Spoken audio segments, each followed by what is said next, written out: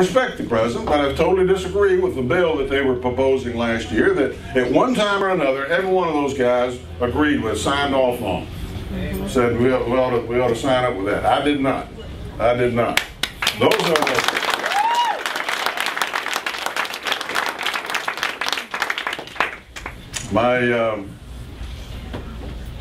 My friend, the governor, got the endorsement of the NEA.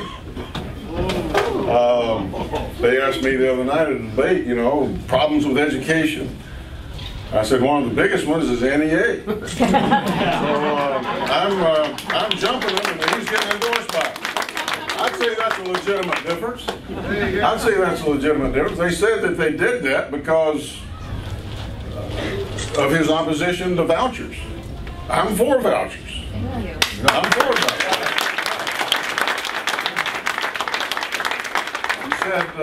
He told somebody under a little pressure, you know, he said that signing the tax pledge would be a terrible thing to do. And of course, at the end of the year when the pressure was on, he signed the tax pledge.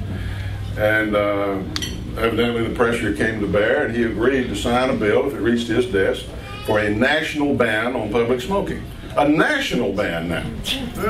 No community gets to decide anymore. Not good. You know, this is a nationwide government approach that even Mayor Bloomberg hasn't advocated as far as so much for federalism, so much for states' rights, so much for community rights. A person's entitled to have their own opinion about this, but it reflects your view of government when you're for a national solution to something that is not any business of the national government, of the federal government. Now that's the reason that I'm reiterating this, is not because I enjoy being mean or pick anybody out, but his response today to those things I laid out today was bordered on, it was kind of 8th grade kind of potty humor kind of stuff. Was his response on television today. Has not once been called upon, as far as I know, by anybody in the media to address any of those problems, those issues. If I'm incorrect on any of them, I stand to be corrected. I'm still waiting. I'm still waiting. I pointed out that Senator McCain was wrong in his position on the immigration bill.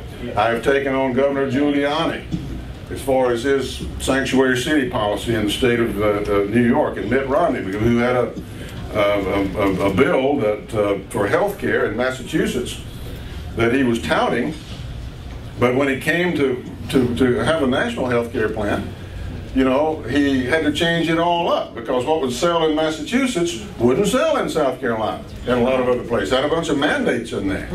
And I asked him at the debate the other night, I said, excuse me, but wasn't that Ted Kennedy smiling there and endorsing your health care bill? He said, yes.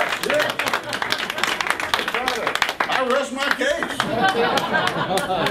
So these are things that are the reasons that I say we're kind of at a crossroads as to which road we're going to go down. And we need to be more like the Democrats in order to get elected, or not. No. Ronald Reagan didn't seem to think so. It has to do with principles that made our country great. Strong national defense, respect for the rule of law, respect for the market economy and free people doing free things in a country that doesn't tax and spend its people to death, in a country that every boy and girl knows that they can grow up in a little country town in Tennessee or a little country town in South Carolina, and if they behave themselves can achieve the American dream and work hard.